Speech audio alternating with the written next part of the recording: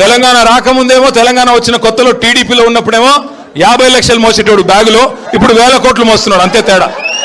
మారింది ఏంటి అంటే బ్యాగు మారింది, మనిషి వాడే, బ్యాగు మాత్రం మారింది. అట్లాగే ఈ మధ్యన ఇంకో డైలాగ్ కొడుతున్నాడు. ఈయనంట కర్ణుడు లాంటోడంట రేవంత్ రెడ్డి లాడు. కరెక్టరా నాయన, నువ్వు కర్ణుడువే. ఎన్నికలకు ముందేమో దానవీర శూర కర్ణ, ఎన్నికలకు ముందు దానవీర శూర కర్ణ, ఇది ఇస్తా అది ఇస్తా, మీరు బ్యాంకుకి లగెత్తుకొని పోయి 2 లక్షలు తీసుకోండి, నేను వచ్చి రాగానే మాఫీ చేస్తా, ఆడోళ్ళందరికీ తులం బంగారం ఇస్తా, నెలకు 2500 ఇస్తా, 1 కోటి మందిని కోటీశ్వరులు చేస్తా, బీసీలకు 1,00,000 కోట్ల బడ్జెట్, మైనారిటీలకు సప్లాను, బీసీలకు సప్లాను. ఎలక్షన్లకు ముందు దానవీర శూర కర్ణ, ఎలక్షన్లు అయిపోయినాక కుంభకర్ణ. దున్నపోతులాగా నిద్రపోవడం తప్ప, ఢిల్లీకి ట్రిప్పులు వేయడం, ఎక్కే విమానం దిగే విమానం తప్ప ఏంది నువ్వు చేసింది? అందుకే ఉత్తమ్ కుమార్ రెడ్డి, రేవంత్ రెడ్డి వాళ్ళిద్దరికీ తెలుసు, ఎన్నిక ఎప్పుడొచ్చినా వీపు చింతపండు అవుతుంది తెలంగాణ ప్రజల చేతుల్లోనే మాట తెలుసు.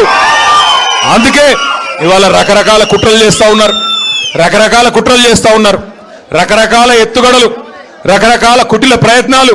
ఎన్ని చేసినా ఒకటి మాత్రం పక్కా, ఈసారి వచ్చే శాసనసభ ఎన్నికలు సాధారణ ఎన్నికలు కాదు. వచ్చే శాసనసభ ఎన్నికలు కేసీఆర్ ని తిరిగి తెచ్చే ఎన్నికలు, కేసీఆర్ గారిని తిరిగి ముఖ్యమంత్రి చేసే ఎన్నికలు మాత్రమే.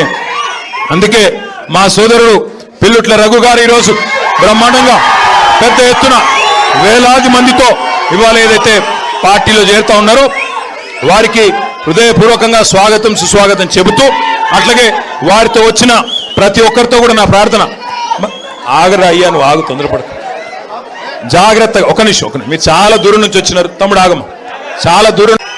2023 ఎన్నికల్లో ఆనాడు మనకు హుజూర్ నగర్ నియోజకవర్గంలో 70,000 ఓట్లు వస్తే, తర్వాత జరిగిన పంచాయతీ ఎన్నికల్లో సంవత్సరంన్నర తర్వాత గెలిచిన ఎమ్మెల్యే, గతంలో ఎమ్మెల్యేగా పనిచేసిన వ్యక్తి వదిలిపెట్టి పోయినా మేము మాత్రం వదిలిపెట్టమంటూ గ్రామ గ్రామాన సింహాల మాదిరిగా పోరాటం చేస్తున్న మా తమ్ముల వల్లే, మా చెల్లెళ్ళ వల్లే ఏం జరిగింది అంటే పంచాయతీ ఎన్నికల్లో 14,000 ఓట్లు అదనంగా వచ్చినాయి.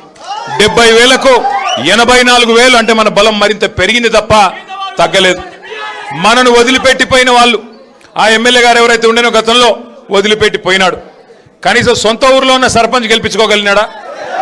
అంటే పార్టీ నీడ నుండి పోతే ఏం జరుగుతుందో చెప్పడానికి ఇగో ఈ మీ హుజూర్ నగర్ మాజీ ఎమ్మెల్యేని గొప్ప ఉదాహరణ. ఈరోజు ఒక అనామకుడుగానే వచ్చినాడు, రేపు అనామకుడుగానే మిగిలిపోతాడు తప్ప ఏమీ అయ్యేది లేదు.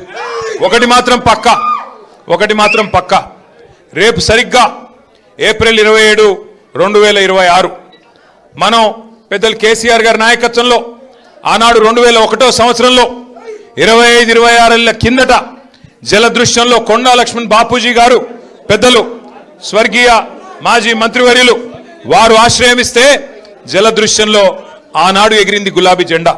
25 ఏళ్ల కింద. రేపటితో 25 వసంతాలు పూర్తి చేసుకొని 26వ సంవత్సరంలో అడుగు పెట్టబోతా ఉంది గులాబీ జెండా. భారతదేశంలో ఏ పార్టీకి లేని విశిష్టత మన పార్టీకి మాత్రమే ఉంది. అది ఏంది అంటే మొదటి 14 ఏళ్ళు ఉద్యమ పార్టీగా, ఆ తర్వాత 10 ఏళ్ళు అధికార పార్టీగా, గత 2.5 ఏళ్ళు ప్రతిపక్ష పార్టీగా 3 పాత్రలు సమర్థవంతంగా పోషించిన ఒకే ఒక్క పార్టీ బీఆర్ఎస్ పార్టీ.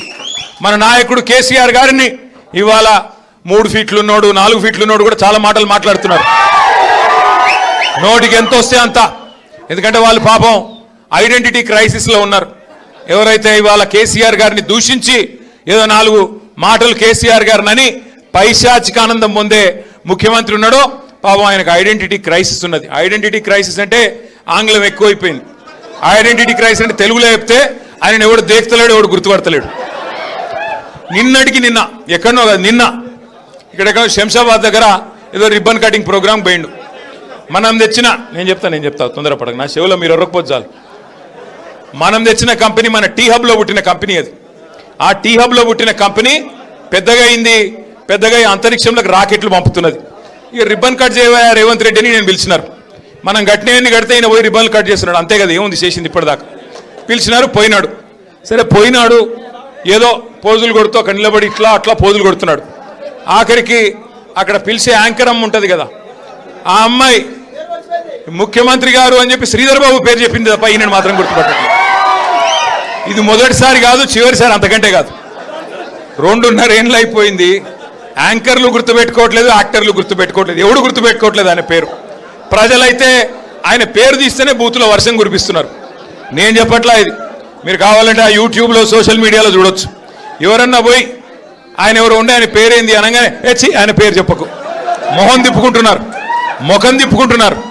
చివరికి హుజూర్ నగర్ పాత నల్లగొండ జిల్లాలో 12 సీట్లుంటే ఆగురా అయ్యా చెప్పని, పాత నల్లగొండ జిల్లాలో 12 సీట్లుంటే 12లో 11కి కాంగ్రెస్ ఎమ్మెల్యేలు గెలిపించినారు ఉమ్మడి నల్లగొండ ప్రజలు. సరే, కారణాలు ఏమైనప్పటికీ జరిగింది జరిగిపోయింది. కొంత మన తప్పు ఉండొచ్చు, కొంత మన ఎమ్మెల్యేలు గతంలో పోటీ చేసిన వాళ్ళ చిన్న చిన్న లోటుపాట్లు ఉండొచ్చు, పొరపాట్లు ఉండొచ్చు, చిన్న చిన్న మరి అసంతృప్తులు అక్కడ ఇక్కడ ఉండొచ్చు. నేను కాదనట్లేదు, మేము కూడా మనుషులమే, ఆడినో ఎన్నో తప్పు చేసే ఉంటాం. అందుకే ప్రజలు ఆ తీర్పిచ్చారు, అందులో వేరే అనుమానం లేదు.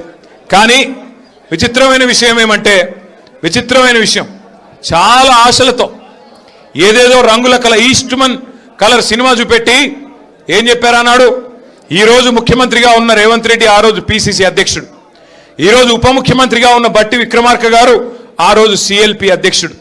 ఏం చెప్పారు ఆ రోజు విక్రమార్క గారు? మీకు గుర్తుండాలా, ఇట్లా గ్యారంటీ కార్డు పట్టుకొని ఇది మీరు భద్రంగా పెట్టుకోండి, 100 రోజులు గట్టిగా పెట్టుకోండి,